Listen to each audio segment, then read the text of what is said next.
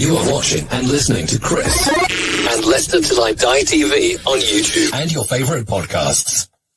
Right, Chris. Alrighty, good evening, good afternoon, good morning, good night, good day, goodbye, hello, wherever you are in the world, one of those will apply to you. This is LTID TV1 from Leicester Till I Die. Thank you for joining us via YouTube. That is the only place you can watch us at the moment, since I've got rid of Twitch. It was just full of spammers. But thank you for joining us live, as indeed LCFC forever has. I do, buddy. How are you doing? As indeed has Scott. Good evening to you as well. And even Bradley's joined us. Hello, Bradley. He'll hate me for that, but hey, I don't care. He's keeping me at the bottom of the prediction league. Do join in the chat. You'll be most welcome. Keep your comments obviously respectable and nice, please. But welcome along. It's back. It's the East Midlands Derby, or obviously to give it its proper official name, the Steve Cooper Derby.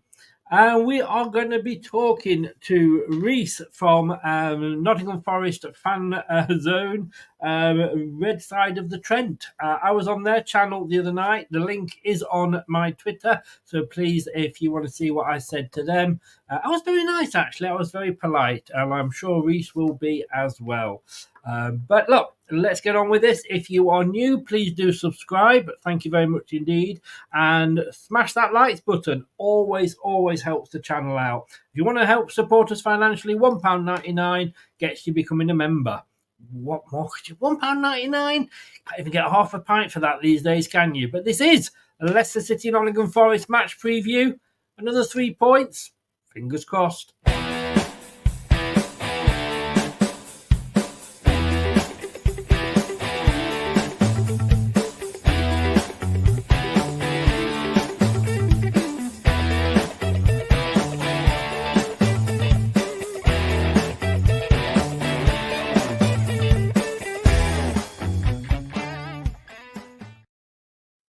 And we're going to say good evening to Reese. Reese, good evening, sir. How the devil are you? I'm not bad. Yourself?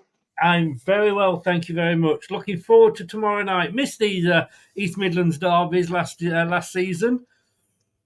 Yeah, really looking forward to it because of how we've started. And obviously, yourselves have back-to-back wins, isn't it? So I'm sure you'll be coming to it with some confidence as well. Obviously, at the King Power. So yeah, let battle commence. Do you? I mean, I get a lot of this from Forest fans that I talk to, that you don't see Leicester as like, you know, the big derby that necessarily that we do. That it's derby for you.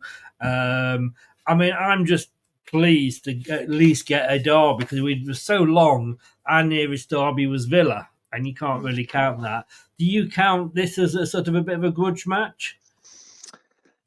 Well, the fact of the matter is, whatever people want to say it is an East Midlands derby. That is factually correct. Our main rivals will and always will be Derby. That is the truth.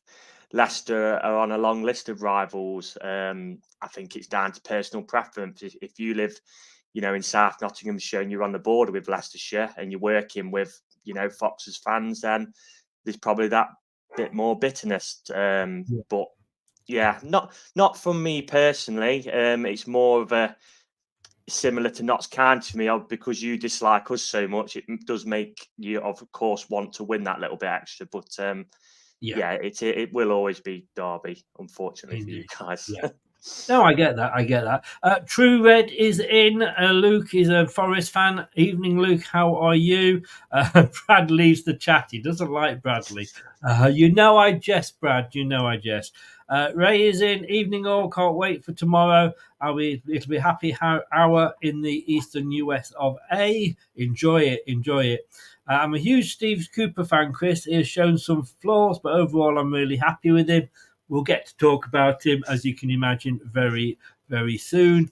Leicester is a derby for sure, just not as big as playing Derby County or playing Derby currently. You can't play Derby currently, can you? Because they're somewhere, further down. Well, in the third tier, is it now? Are they still in the third tier? Back in the second tier. But if Forest is still in the top tier, then it doesn't matter for me when we play. We can never play Derby again for all I care if we're at this level.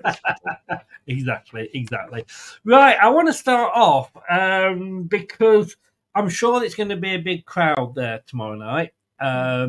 Obviously, again, down the road, local derby. There'll be a bit of banter between the two teams. I'm sure you'll have a go at Jamie Vardy. He'll score a goal against you and wind you up. All of that will happen. But two people, one won't be there, I don't think, and one won't be on the touchline. A bit of a naughty step for you. I'm going to pronounce this wrong, I know. But Evangelos Mariankis. I'm sorry. Evangelos Marinakis. Thank you very much for that. No problem. And obviously, of course, your manager. I mean, first of all, let's start with your owner. A bad case of spitting. Yeah. So obviously, I'm sure as you guys are aware, we are a bit at war with the Premier League since last season because there were several refereeing decisions what were absolutely farcical. You can kind of legislate for one or two, but there was some what was so blatant, it was absolutely ridiculous. Obviously, then because of PSR, the points deduction come, and then kind of ever since then, it's been a little bit of a at war with the Premier League and obviously now the FA as well because they're the ones who's technically given out the ban. But the story goes apparently after the Fulham game where they were awarded a dubious penalty, VAR got involved. He came down to the tunnel area and he actually spat on the floor away from the officials because you know what it's like in the media. They do sensationalise stuff and, he's not actually spat at them. And let me just say that spitting at anybody or even on the floor, it's kind of the ultimate disrespect. I see it as, isn't it? So he has obviously come up saying that he smokes cigars 2 or 3 times a day and he had a cold and a cough, so that's why he spat on the floor. So as I said on our pod, the only people who know the truth is those who were there, really. And the FA have obviously banned him for 5 games from the stadium, which say where he owns the place is an interesting one. But it is. I mean, it seems a bit a bit OTT, to be honest with you. Yeah, I mean, the problem is obviously we've been fined for the tweet from last season, which was $750,000. He's going to stay away because we can't keep getting fined. We're in the same boat as you guys where, you're up to your neck in PSR because obviously it's one rule for some and one rule for the rest. So, we don't want to keep getting fined. So he's going to have to take it on the chin. But he has appealed, to be fair. So whether anything comes out or not, I have no idea. Yeah. And Nuno there, I must admit I'm not a Nuno fan. He will be obviously at the ground. He just can't be on the touchline, which again really makes me laugh because they do that, but they can still talk to each other. Yeah. It's gone are the days where I think it was Jose Mourinho snuck in a laundry trolley, as the story goes, isn't it? Yeah, I mean, this is what I mean with referees again. This come from the Brighton away game where Morgan Gibbs-White made a forceful tackle, but he did win the ball.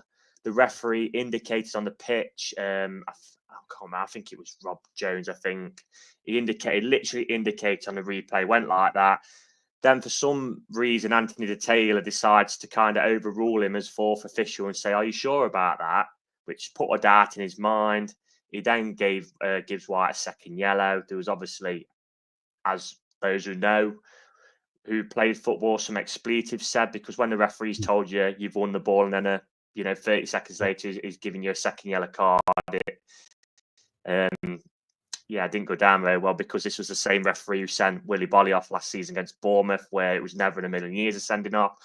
So, we're pretty much at war with the FA, with the Premier League and the PGMOL. So, the authorities don't like us, that's for sure, and we don't like them. Well, it's all clubs outside the top 6, isn't it? Really, we all seem to get said this on our pod. We the example was the other day where I think Bruno Fernandes shoved a little referee, didn't he, in the back, and he got away with it because he plays for Manchester United. But that's another discussion. Yes, yeah. But look, let's stick with our managers, both of whom you will know very, very well. Let's go for the starting with the top one. Steve Cooper, were you one of the Forest fans that didn't want to see him go?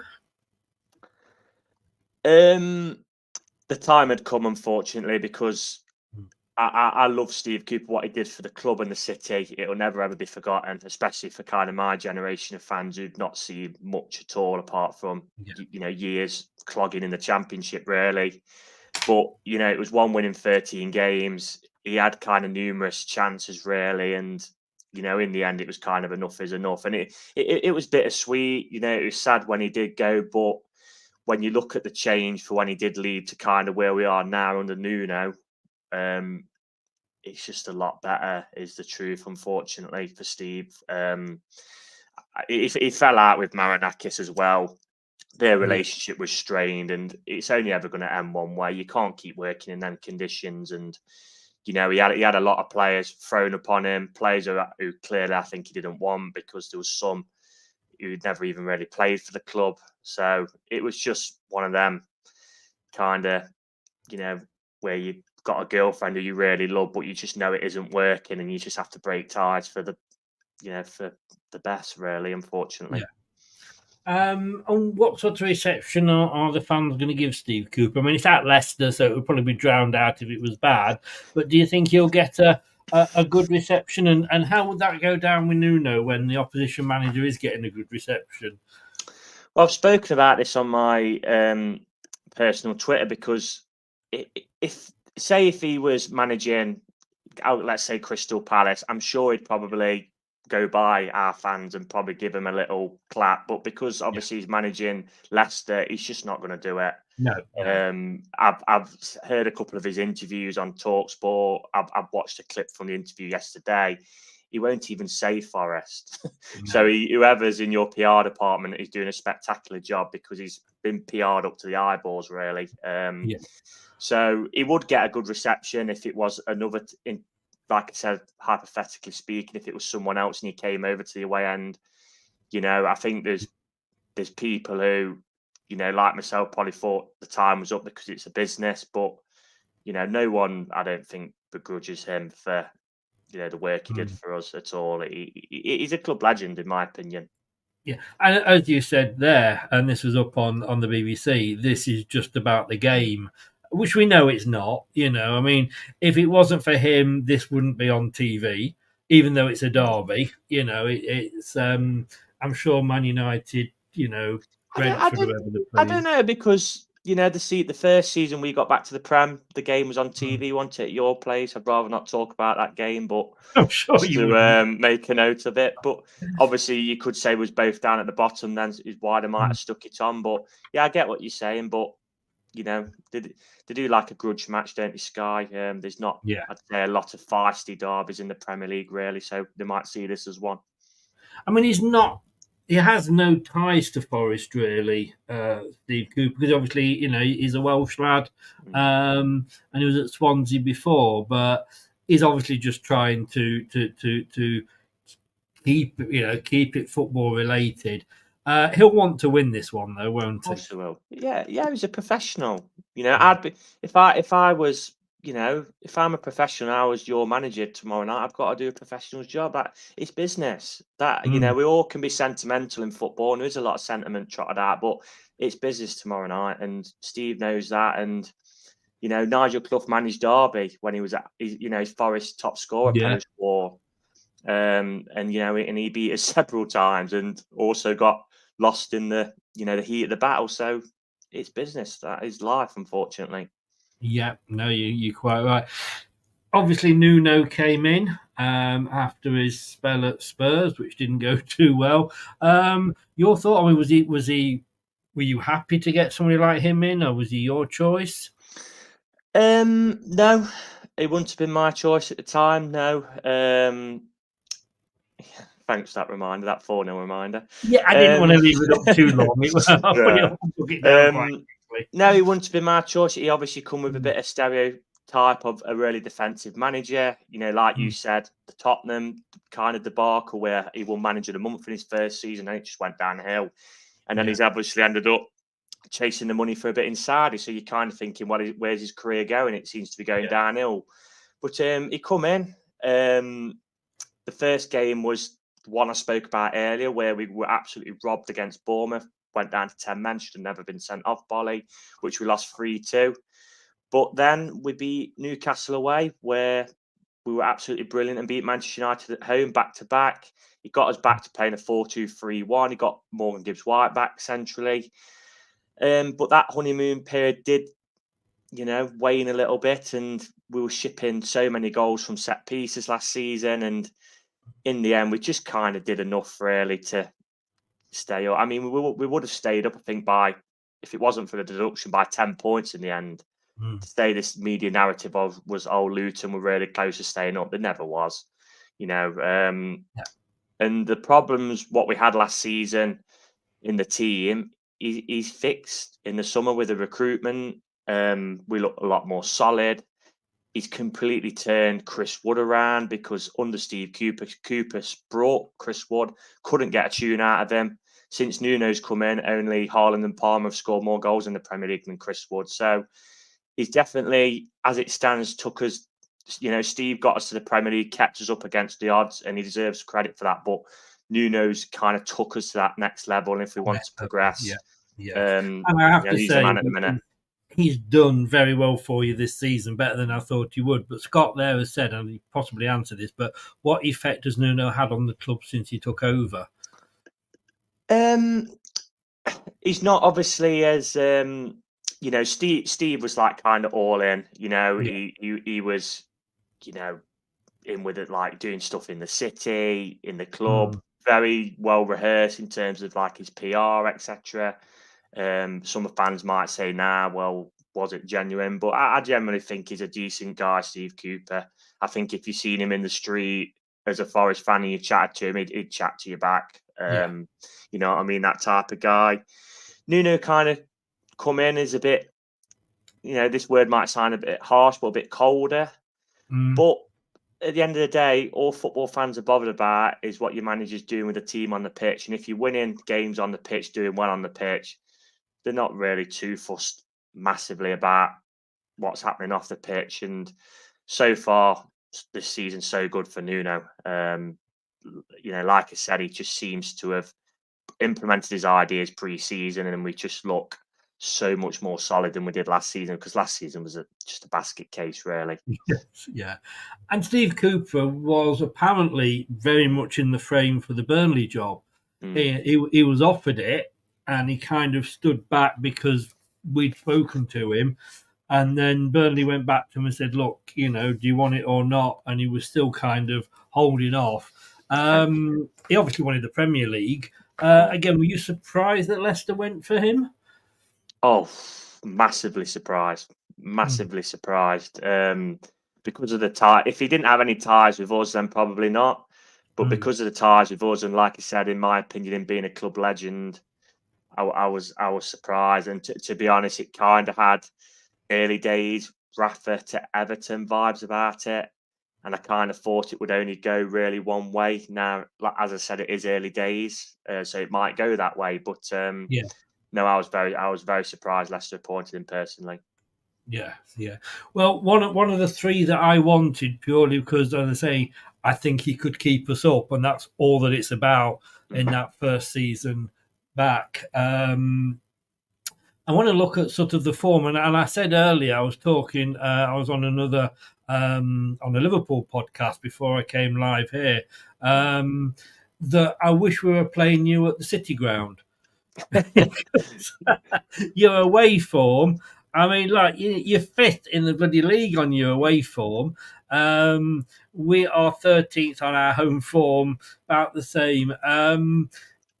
Why do you seem to struggle so much at home? We have got over that hoodoo on Monday night, obviously beating Palace. We have been a little bit unfortunate at home this season. The Bournemouth game, we were leading 1-0 with 3 minutes to go, and Harry Toffolo's cleared the ball. It's hit Murillo in the back and just dropped to Semenyo to smash in. The Wolves game, we went ahead, and then they've scored a worldie from 25 yards. We'd have just smashed it. The Fulham game was the most 0-0 game you'd ever see, but obviously VAR got involved and gave them a penalty when, no one really appealed, which decided that game. But thankfully, the other night, we kind of broke that hoodoo. Away from home, what can I say? The Liverpool game is probably the best memory I've had since promotion, where Nuno got it tactically spot on. As you get from the so-called Elite Six clubs, you get every excuse under the sun, but we deserved to win that day. Brighton away, we weathered a bit of a storm at 2-1, but got a point from that, which was a very good point. The Chelsea game could have gone either way. Both keepers, absolutely brilliant that game. And then the Southampton one, we pretty much dominated the game and nicked the goal in the second half. So, Nuno seems to have found the formula away from home. This one's going to be a little bit more interesting because, no disrespect to yourselves, but you're not a Chelsea or a Liverpool or even a Brighton. So will he think about going a bit more attackive? We'll have to see. It'll be interesting. Yes. And I mean, you've got to be happy with the way the season's gone so far. I've got to say, at the start of the season, and maybe a little bit because of who you are, but I did have you finishing 20th this season. Sorry, but according to your colleague, quite a few people did. I just thought this would be the season that you would struggle because obviously the last two seasons, you had the points deduction, but I've got to say, I'm looking like I'm wrong because you say I'm not a Nuno fan, but I can't argue with where you are there. But I've got to say, although you're eighth at the moment, are you worried about your disciplinary record? You're third in the disciplinary table at the moment. 8 games in, you've had 23 yellow cards and 2 red cards. Okay. Not particularly, no. Like I said, the Gibbs White one was, the referee indicated he got the ball. He shouldn't have been sent off, in my opinion, for that. The one at Chelsea was quite unfortunate, really. I mean, this was a definite red, but James Ward-Prowse slipped over, and Nicholas Jackson ran through, and he was already on a yellow, and he just handled the ball. He took one for the team there, and in the end, it proved dividends because we got a point. But not particularly, no. Not too worried about that because at the end of the day, when you're playing better sides away from home, you have got to be physical. You've got to make life difficult for them. Hence why, Ryan Yates in his midfield at the minute is getting called every name under the sun on Twitter from opposing fans. So, no, not too worried about it personally. But obviously, you don't want to lose men because at this level, it's hard enough with 11 men, never mind 10. Yeah, no, totally. And like I say, obviously, you're visiting us tomorrow night. Your thoughts on Leicester so far this season? I haven't seen a lot of you. I'm not going to lie. I did watch the game against Tottenham. I think that was opening night, wasn't it? In terms of for you, which I thought Tottenham should have put you to the sword first half. They didn't. Allowed you guys in, and I thought second half you come out and gave your all, and you got a point, and you deserved it for coming out second half and giving your all. I've not seen too much. Like I said, I seen the goal at the weekend, what won you the game, on a clip on Twitter. I mean, I'm not sure how that kind of snuck in, but you take it every day of the week. We'll take it. Yeah. So obviously, Steve is still chatted about a lot on the Forest social media. Some a bit too much for my liking, but it's each their own. And so interesting tomorrow night will be to kind of see what you guys are like, really. I mean, you've just come off. I mean, the Palace game on Monday. I can't remember what. I think I had it down. I had it down as a draw, 1-1 draw. But then again, I'm bottom of the prediction league, so don't take too much into that. But I mean, what sort of game was it? Was it a comfortable 1-0 or was it a scrappy 1-0? I'd say more of a hard-working 1-0 than scrappy. It wasn't like, we absolutely dominated and we fully deserved to win. It's one of them games where at this level, it's kind of a bit of a 50-50.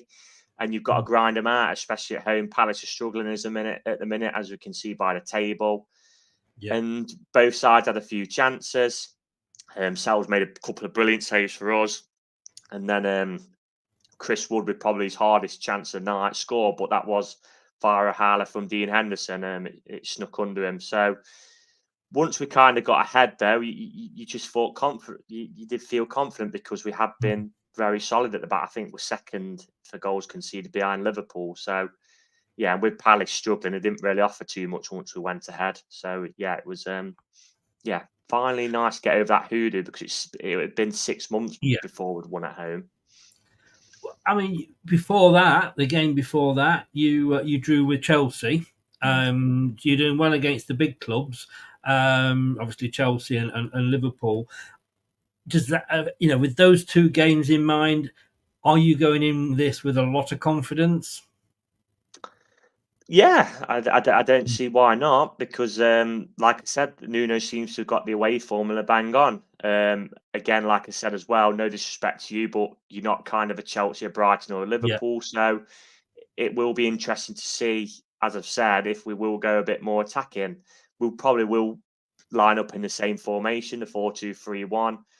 It's likely we'll have a quick winger either side, probably going to be Hudson-Odoi on the left. It's either going to be Elanga or Jota on the right. So that will allow natural width and pace. The number 10 position is interesting because Forest are very hush-hush whether Gibbs White will be fit or not. But Elliott Anderson dropped into the 10 the other night and was absolutely superb. So we've kind of got plenty of options, and whatever kind of team we're putting out at the minute, if we stick to this formation, yeah, we feel confident, which I'm sure you guys will as well, winning back-to-back games and being at home. I was about to say, you're facing a Leicester side who, look, up to a couple of games ago, we hadn't won a game. We were one of the 5 that hadn't won. We've now sort of won the 2. We've got that albatross off our back, if you like, because getting that first win, it's so important. And, in fairness, we came out of that Bournemouth game. I think they hit the post. I think we were holding on. Let me put it that way. I think we'd asked Jose to borrow his bus so we could park it in front of the defence. And then obviously with Southampton, I don't know. I mean, I was writing my blog for the BBC at half time saying Cooper should be sacked. Who should we have to replace him? And 45 minutes later, he's a tactical genius and he should be manager of the month. I mean, football's a game like that. But the thing I need, because you know Steve Cooper better than we do. We've only had him for 8 games apart from the pre-season. He got so much wrong with that first half. Okay. But when you look at what he'd done, it was so predictable. We knew, he hadn't played Winks against Bournemouth, so we knew that he probably wouldn't start him against Southampton because we won that game. And yet when he brought Winks on, he was absolutely unreal. He really controlled that midfield. We had Fatawu, who came on, again, the 65th, 70th minute, somewhere around there. Both of those were early substitutions for Cooper this season. And yet, he has a hand in all 3 goals, Fatawu, and yet hasn't started. Well, won't probably start because I don't know what it is with Cooper. A, does that worry you, the fact that we are coming on and going for our 3rd win in a row? And B, how bloody stubborn is Steve Cooper? The first part of the question, no, not really. If I'm being honest, I know it sounds a bit blunt, but obviously from your perspective as well, it'll be a derby game. We kind of think, well, form goes out the window. Yeah. If it gets into a bit of a ding dong, teams can lose composure and things. People can lose the discipline, etc. Which you just reminded of, obviously, Forest's discipline. Yeah. So no, because we're in good form ourselves. If we were sat where Wolves are, we'd be like, oh God, we're going to a team who's won back-to-back games and we're bottom of the league. But we have, our away form's good. You've won back-to-back games. Obviously, Steve Cooper's managed both of us. I think it's set up for a cracker, really. I think it's got all the ingredients to be obviously under the lights. Also adds that bit of spice, doesn't it? So I think it's got all the ingredients to be a cracker, personally. Which probably means it'll end up 0-0. Probably, yeah. In regards to Cooper's stubbornness, Yeah, there is Forest fans who said he did favour certain players. I'd agree with that on some. For example, like there was times when we'd play, obviously Brennan Johnson be on the right and Emmanuel Dennis would be on the left. He used to give Johnson the freedom just to attack, where he was kind of on Dennis's case to defend on the other side because, as it goes, Emmanuel Dennis wasn't a Steve Cooper signing. He didn't want him. There's also a player in Loic Vardy who's now at Sevilla, who we had on loan. He's been linked with Liverpool. The window just gone. Steve never played him. So there is his substitutions have been called into question at Forest as well. To be honest, the downfall of his Forest managerial career was to do with substitutions. We was 2-0 up at home to Luton, absolutely cruising. He then decided to shut up shop with, I think it was about a quarter of an hour to go. I think went to a back five, allowed them to come on to us, and it finished 2-2. And it was the most, we completely dominated for 75 minutes. And then basically, and one of the subs we brought on, Joe Worrell, messed up for the second goal. And I think that was when we kind of went 1-13 then. And there was a period where I think we got 1 point from 7 games in that period as well. So, yeah. And he's usually late with his subs, because I've noticed the last few games, the substitutions he's made have been, well, apart from the Southampton game when he completely changed it, but prior to that, his substitutions were always very late on. I can't really remember. The ones that stick in the head is, like I said, that Luton game. You'll ask any Forest fan, they'll tell you the same. There's been, I think fans always have a view on substitutions, don't they? There's been times when Nuno's made substitutions and we've said on our pod, oh, we don't agree with that. The Fulham game, I thought he got the team selection and subs wrong, but at the end of the day, they are human beings, and at times they are going to get things wrong. It's just the way it goes. But there is people who will say it can be a bit stubborn in terms of selections, for sure, Forest fans. I'm going to come on to the team, and you have touched on sort of the style, etc. We'll come on to that in a bit more detail in a second. But first of all, for those that are old enough to remember Danger Mouse, who is your danger man? Who should we really be worried about? A tough one, really. Because obviously you're going to be looking for an attacking player, aren't you? Obviously Gibbs White is kind of the focal point of the team, but we don't know whether he'll be fit or not. As I said, Elliot Anderson was in the 10 the other night and he was excellent. I'm not sure if you saw the Palace game, but his close ball control and his crossing was, I called it De Bruyne-esque on our part. He was superb. Chris Wood, it's eight games this season. He scored 5 goals. Give him a chance. He knows where the back of the net is.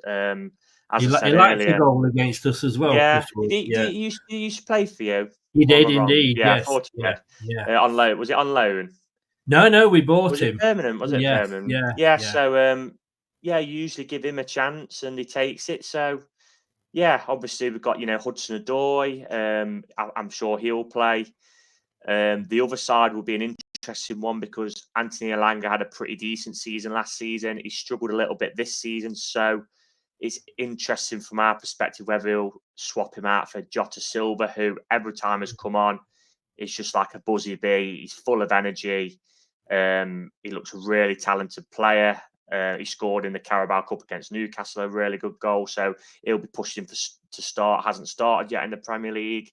So it'll be interesting, really, what kind of lineup we'll have. Well, we'll have a chat about that now. But first of all, Scott just says here, we touched on it earlier. It is an East Midlands derby. There is going to be that extra bit of a buzz, certainly because of Steve Cooper. That's going to add to it. You looking at your sort of disciplinary records this season. Have you got? Well, it's got there. What players have got a red card in them? Have you got a few hot-headed players that if Leicester do sort of play on that we could see a reaction of? I wouldn't. Not really. There is players who are a good pump for a yellow card. Ryan Yates is always a good one for a yellow card, but I'll give Yates his due. When he does get the yellow, he toes the line. He's never been sent off. I'll touch you on wood while I'm saying that. Nico Dominguez, who came in the other night for his first start of the season, he was called the king of the press in Serie A, so he likes getting stuck in and nibbling at people's heels. I think he made 4 or 5 fouls the other night. Didn't get booked, then got booked for complaining, which was ironic. So there's no one really, I'd say, who's a massive hothead, and you think, oh my god, like, Bruno Fernandes comes to mind to Man United, Romero at Tottenham, just a couple of examples who you think, oh my god, he's a walk-in red card. Nikola Milenkovic come in from Fiorentina, from Italy. He got a lot of yellow cards in Serie A, but touch wood at the minute, he's not. I don't think he's got one for us. So, and he's a big Serbian lump at the back who's been absolutely superb for us. So, no, I'd say no one who I'm really worried about going completely headless and 2-footing someone. Forest Fanatic, hello, welcome along. You're more than welcome. Leicester City versus Notts Forest, it says, you little wind up. Yes, I am. I chose to ignore that. But to be honest, that is, I think, more of an older generation thing. That doesn't bother me at all when people say Notts Forest. To be honest with you, I tend to use it because it depends how much space you've got. People do get wound up about it because obviously they associate it with Notts County, but I think Forest have been called worse than Notts Forest. So exactly. I do it a little bit tongue in cheek, but also it is usually down to space. Look, for Leicester, I think we're going to be looking on past games. 4-2-3-1. And I'll so you'll match us up then. Yeah, what I was going to say, is that going to be the formation you think that you'll be playing? Yeah, I'd be very surprised if it isn't. Like I said, the Fulham game, Nuno changed to a 4-4-2, and it was a disaster pretty much. There's no fluidity, and it was, like I said earlier, it was a 0-0 game, but we lost it 1-0 because of VAR. But I guess if we'd have got a point, we could have just wrote it off. But it was just so disappointing to lose that, and that's the only game we've lost. So I'd be amazed if it wasn't anything but that. I must admit, I am really worried about his starting lineup because I think he will go back to the starting lineup that started against Southampton, where I very much want to see the starting lineup that finished against Southampton. But we've got if Fatawu plays, he can cause you so many problems. But the problem is that I've not seen him play this season, but people that have been to the ground have said when he started, he's maybe just a little not as good as he was last season. I mean, it was the Championship last season. It was a different league. And it reminds me very much a little bit like Damari Gray, that he used to come on as a substitute and he'd be brilliant. So he'd start in the next game and he'd be bloody rubbish. Well, this is what Jota Silva's happening for us at the minute. He's yet to start a game in the league, but every time he comes on, he's so lively, so energetic. A lot of people are saying, let's start him, but the kind of worries you get, like the Ole Gunnar Solskjaer kind of theory, don't you? It goes from a super sub to a starter, and can he have that same impact? Is he right winger, Fatawu? He's a right winger, yes. So he'd be up against Moreno then, who's been good for us. He marked Mo Salah out the game at Anfield. So if he does play, it'd be an interesting battle. It could be. It could well be, and like you say, it could also be good man management by Steve Cooper. He could be saying to him, like, come on, I'm not going to start you so you can prove what you do when you come on. So we will see. Right. But would you count yourself as favourites going into this game? Because Sky Bet do. Oh, very minimal though, isn't it? Very minimal.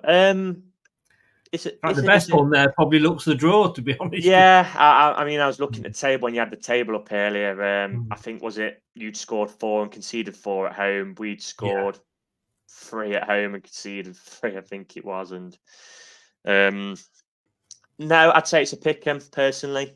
It's a pick 'em. I think it's a 50-50. If we was at home, I'd make us favourites. But I think with, obviously, again, no disrespect to you guys, but you are a newly promoted team, and I know, obviously, you had all the seasons of the Prem before, but you lost, the likes of James Maddison, etc. We're now into his 3rd season of this cycle. But no, I think it's a pick 'em. I think it's a 50-50, and that's why it does add that intrigue for me personally. Yeah. I'm surprised, to be honest with you, because I would have had you down as bigger favourites than that because of your away form.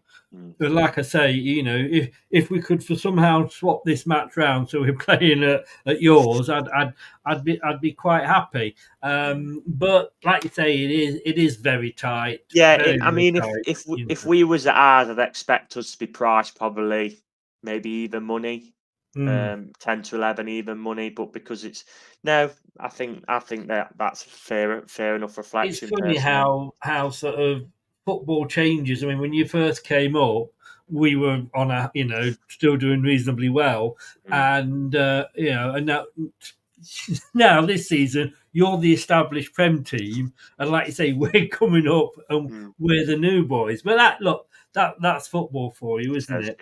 Yeah. Obviously we don't recommend anybody does bet, and it isn't our answer to any money problems. And as it says there, when the fun stops. But first goal scorer for Leicester, first goal scorer for Nottingham Forest. No, I mean, it's not even a quiz question, that, because I think you can probably guess. Jamie Vardy, 13-2 as the first goal scorer for Leicester, and Chris Wood, 5-1 as first goal scorer for yourselves. Again, you're not going to get particularly good odds on that. I mean, Vardy, look, he's still going. God knows how. Give him a couple of cans of Red Bull at about 1 o'clock and just let him get on with it. The guy is like the Duracell bunny, to be honest with you. He keeps going on and on and on. And whilst he isn't as effective as he was, I doubt very much that he'll get sort of over 20 goals this season. But when he's on that pitch, you can't leave him alone, can you? No, because it was not so long ago since you were playing for England. You know what I mean? Yeah. So he's very experienced, isn't he? Like you say, he's always been full of energy. Vardy, he knows where the net is. So yeah, we've got to be wary. So I'm sure Milenkovic will be ready to commence battle with him. Really. Yes. Yeah. It will be interesting, and obviously he does like to. Please, are you going to the match? I am. Yeah. Will you please have a bit of a dig at his wife, because every time the away fans do that, he scores. Well, I can only remember him scoring past Forest once. I think it was a 2-2 draw at ours. I think it was Vardy and Mahrez scored when he was in the Championship. Wow. So a touch wood, his form against us isn't the best. So hopefully that will stay tomorrow. We'll bring Jordan Ayew on, and he'll score in the 99th minute or something like that. Talking about scoring, it's that time for score predictions. I think 2-0 was what your colleague went for last night, if my memory serves me. I had a head and a heart one. Okay. Which way are you going to go with this? I'll give you both. My head, I have absolutely no idea. I generally don't know what to expect tomorrow night. It's Steve Cooper. There's so many elements to this, isn't there? Do you know if he wasn't managed?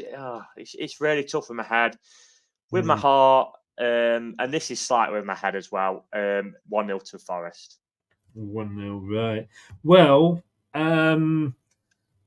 what I'm going to predict is completely different to what I would have predicted at half-time at Southampton if you'd asked me what we do against you. My head, I mean, a few weeks ago, I said when I looked at these games, and I'm going back, literally, I've only been back a couple of weeks, so it was pre my holiday. I said that, we'd got Southampton, we'd got yourselves, and then we've got Ipswich. And I said I would have liked or expected 9 points from those games. You, though, have had a great start to the season. So if it was, my head says it could very much be a draw, and then 7 points from those games. So But I've got to go with my heart. And after the second half at Southampton, it's only because of that second half at Southampton, in the hope that Steve Cooper's learned something from that, I've actually gone 3-1 to Leicester. Okay. So you're predicting us to, no one scored 3 passes this season, so... Well, there's got to be a first time every of time. Of course, yeah, records are there to be broken. Yeah. Like I say, as long as we're still playing in 99 minutes, that will be the third goal. Well, he had, I think Andre Ayew's Jordan's brother, didn't he? Cooper had Andre Ayew at Swansea, and he got brought in for a free transfer for Cooper in his first season in the Prem. He was absolutely useless. The only thing he did is miss a penalty at Tottenham away. So, yeah. Well, I was very unimpressed by our forward signings, which was Ayew and Edouard, both from Palace. And I spoke to the Palace guys at Eagle Eyed Football, and he said, what Jordan Ayew will do for you is hold the game up. If you're holding on and you need a break or you're under pressure, he'll get you a free kick. He'll run it into the corner. And literally, the first league game that he came on, his first touch, he went over and got a free kick. So he absolutely does that. But I don't like him on the wing because I think we should have Fatawu on that wing. But Cooper does like to seem to play him on that. He has got the experience. He's scored 2 goals this season. One was, I think, was against Tranmere in the League Cup, and that was a worldie. And then obviously that one against Southampton. So as long as he's scoring, I'm prepared to sort of eat humble pie. But obviously, I mean, we're all fickle as football fans, aren't we? And like I say, had we lost that Southampton game, I wouldn't be sat here saying 3-1. Believe you me, But I'm going to ask. It's a fickle game, mate. Yes. It like I say, after all this, it'll probably end up being a 0-0 ball draw. But I've got to ask you, as a Forest fan, what are your hopes and expectations for this season? Well, I'm just looking at the various competitions. Obviously, we're not in some, but Carabao Cup's obviously out the window. We're out of that. The Premier League, we all kind of said at the start of the season this has to remain because we're only 8 games in. But if we can be, I'd say, mid-table-ish. I'd say anywhere probably like 14th or higher, where we're not kind of never really in a relegation scrap, and with assured as safety, I don't know, with 8-10 games to go, like where we're not in like last season where we secured it technically on the last day. Obviously I would like, I'm a traditionalist, I would like to see us have a run in the FA Cup, whether or not we do that. Nuno did take Wolves to the semi-finals before they imploded against Watford. That would be nice. So yeah, we're just kind of taking one game at a time at the minute, myself, because all the signs are good, but it only takes one game for it to turn round to go south, or obviously it can go the other way as well. We were a pretty low scoring team. We could go tomorrow night and win 3-0 for all we know, or we could go and lose 3-0. You don't know. That's why we love football. And predictions have been really, really hard, which is why I'm bottom. I'm going to stick with that. I mean, for us, give me 17th now and I'll bite your hand off, and then move on for next season. Anything above that will be absolutely brilliant. We're going to be even though we've won the last couple of games, we are going to be in a relegation battle. Nobody's really stuffed us, though. I mean, Arsenal, yes, it was 4-2. But we were 2-0 down at one point, and we got it back 2 goals. Decent. Yeah. So we haven't had a big stuffing, but we've not played sort of Liverpool or Man City yet. If it makes you feel better, we lost 5-0 at Arsenal in Cooper's first season, and trust me, we didn't lay a glove on him. No, and we lost 6-0 at Man City as well, and we didn't lay a glove on them as well. Oh well, we're already maybe on an upward spiral then, But no. Give me 17th. We're in the cup still, in the Carabao Cup. We've got Man United next week away in that. And to be honest with you, they're playing tonight in Europe. They're playing on the Sunday, then they're playing us on the Wednesday. So I'm not sure which way that's going to go, but they're not on the best of form, obviously, United. Even if they did have them games, that Manchester United just aren't a team of old, are they? No. We play them soon in the league after the next international break. And watching Forest at the minute, you're thinking, well, we can go to Manchester United and get a result. I think you could. And for yourselves, like I say, I did have you as 20s at the start of the season, but I've got to say, I probably got that one wrong. I would imagine, like you said, mid-table, somewhere like that. I can see you finishing. All the pundits of writing us off. I think most were saying we're going to go down, but we were happy with his recruitment. Nuno likes a more tighter squad, which he's got this summer. So yeah, we'll see. It's early days yet. It's still only 8 games. It's a long way to go. Yeah, exactly. And as Scott said there, we've got Buenete, who, if Brighton can let this player go and still end up being in the top 6 as they are at the moment, the rest of the bloody team must be. I'm gonna have a fiver on them to win the bloody thing. But we've very quickly, just to end on this. Then we did mention him earlier. He has played for both, and we always have a sort of been at both. Chris Wood, he was with us 2 seasons. I think we got him from Millwall, and I can remember. I think he definitely got one where he'd scored 6 goals in a game. He may have done a couple, to be honest with you. Unfortunately, when he came to us, it was at the same time that Jamie Vardy was just breaking through. Jamie Vardy had been there before, but he'd struggled to start with. He scored our first goal back in the Premier League, to be honest with you, against Everton, did Chris Wood. He just, like I say, we'd got David Nugent, who was knocking them in, and we'd say Jamie Vardy was coming through, which was so unfortunate for him. I always liked Chris Wood. He scored a great goal. I think it was against Watford, where the goalkeeper shot it out. It hit him in the face and went back in the net. And I'll never forget the goal he scored against Burnley. At Burnley, I'd gone up to see them, and it was my birthday, and he scored a cracking goal in the season that we got promoted. You obviously like the guy, don't you? He scores. Or do you say he's doing better under Nuno? Oh, Cooper could not get a tune out of them at all. Cooper, this was one signing who apparently Cooper was desperate to bring in. And I think in probably near enough a season, I think he scored 3 or 4 goals under Cooper. Right. Under Nuno, I think he's got about 17. So and 3, I think 3 of them goals were 2 were against Luton, who'd been newly promoted. 1 was against Sheffield United, who'd been newly promoted, and 1 was a tap-in, which was an incredible team goal against Man City. But Nuno was so reliant on Tyrell Wanyi. He rushed him back when he was clearly injured, so he pulled muscles again, and it's detrimented his career really at Wanyi, because he's not been the same since. And now Wood is like, I'd say he's like a fine wine really under Nuno. He just seems to be getting better with age, really.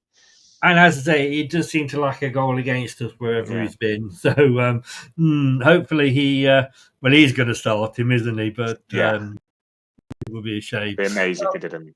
Reece, look, thank you so much for coming on. Have a safe journey and stay safe tomorrow. I'd wish you all the best, but I wouldn't mean it. But good luck for the rest of the season. And I know I predicted you to go down, but to be quite honest with you, I'd love you to stay up, because this is what football's all about, is the derbies. And it was a long time waiting for a proper derby.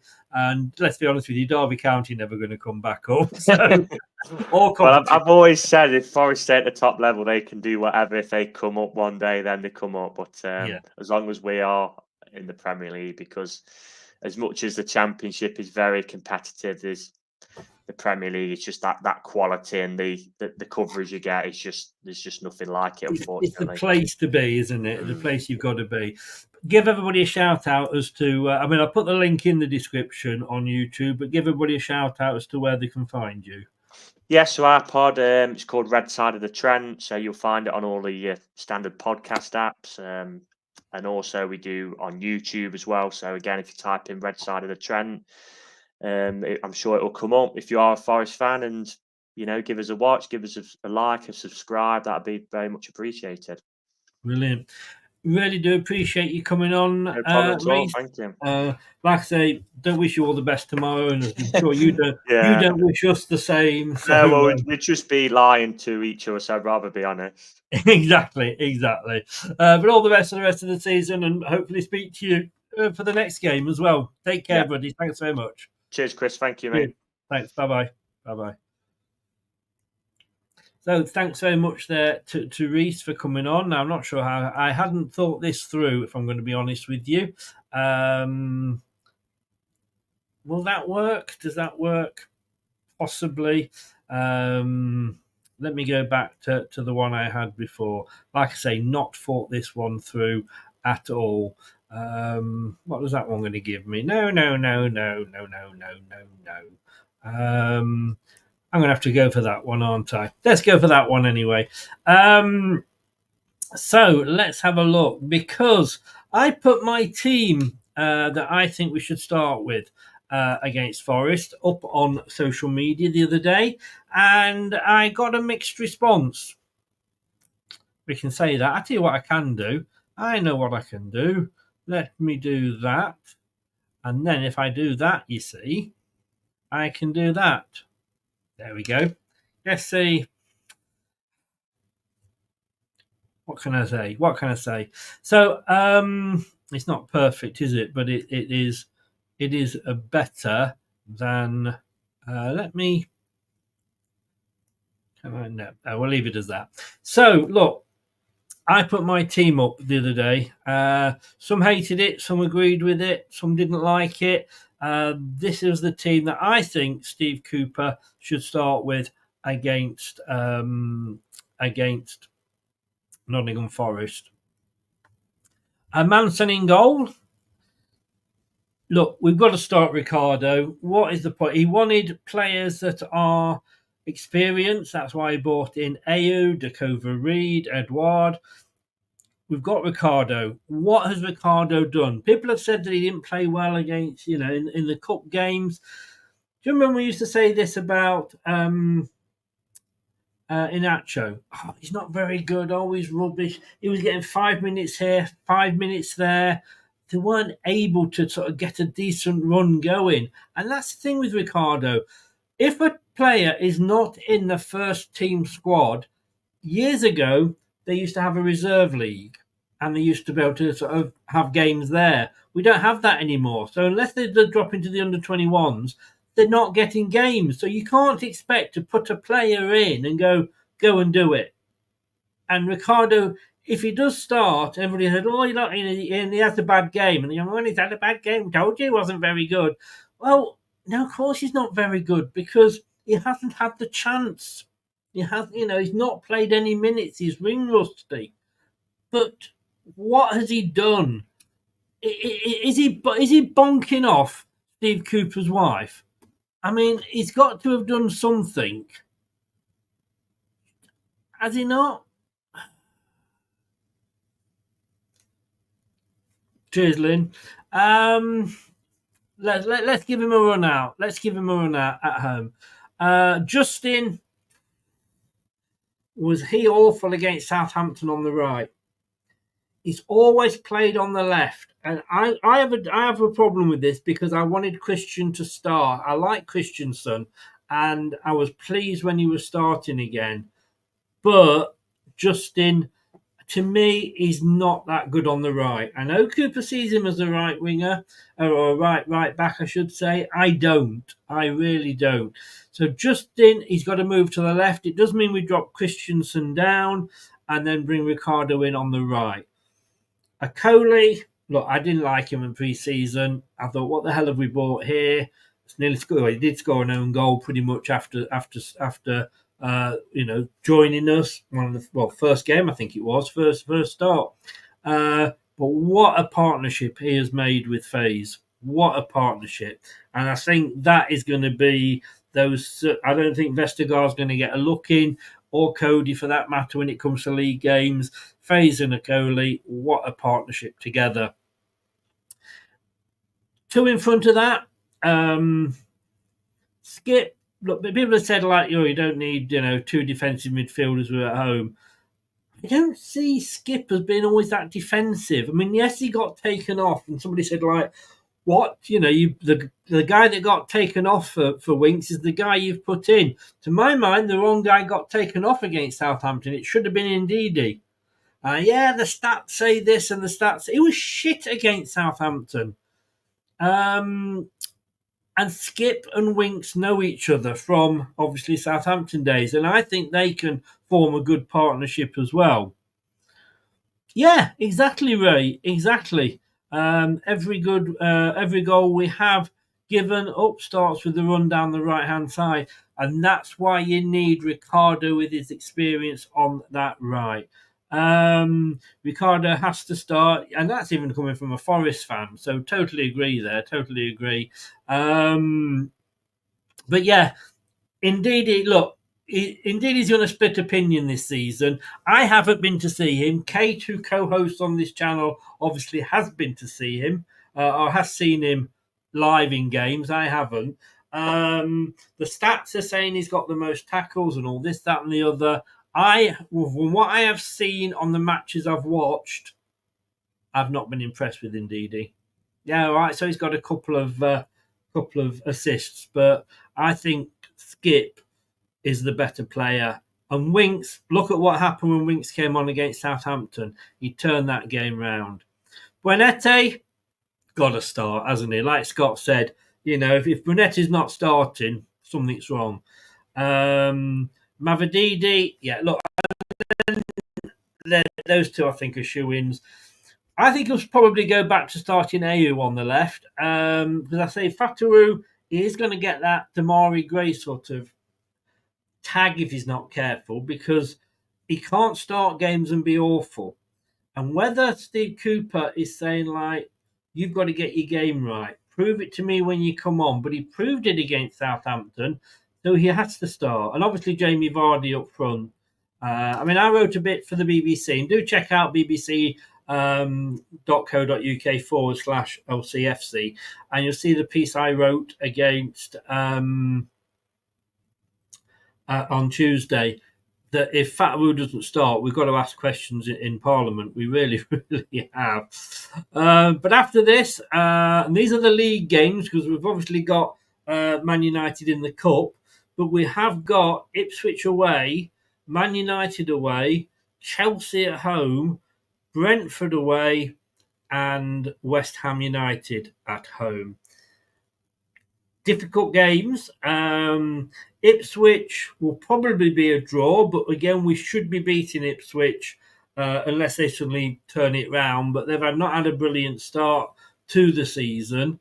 So I think we should be looking at them as a win. Man United could go either way, depends which Man United turn up. Chelsea, look, that's we're going to lose. We're going to lose against. I hate to say it, but just look at the standard of their players.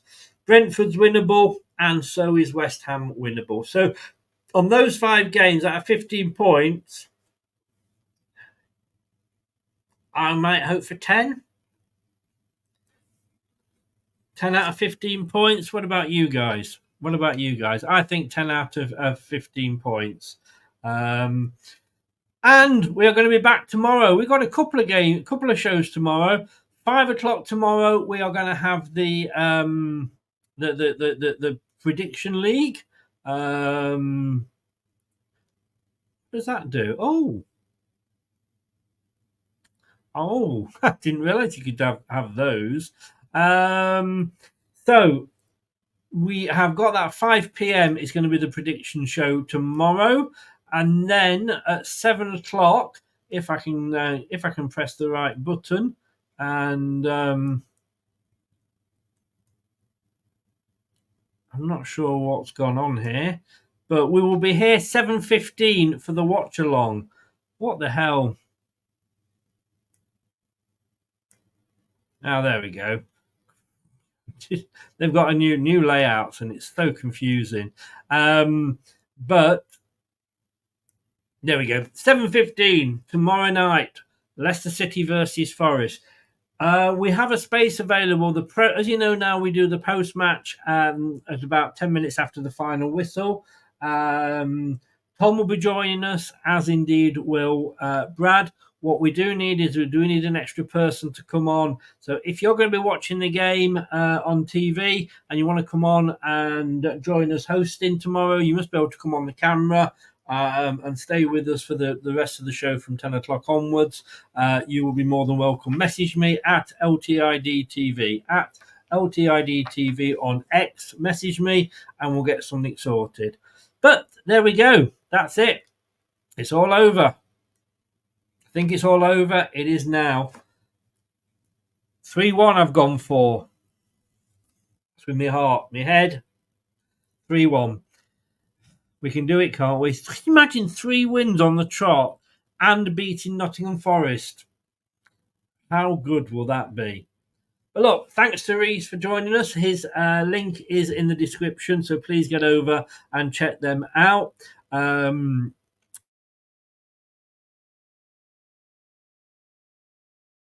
But thank you to everybody that's been in as well.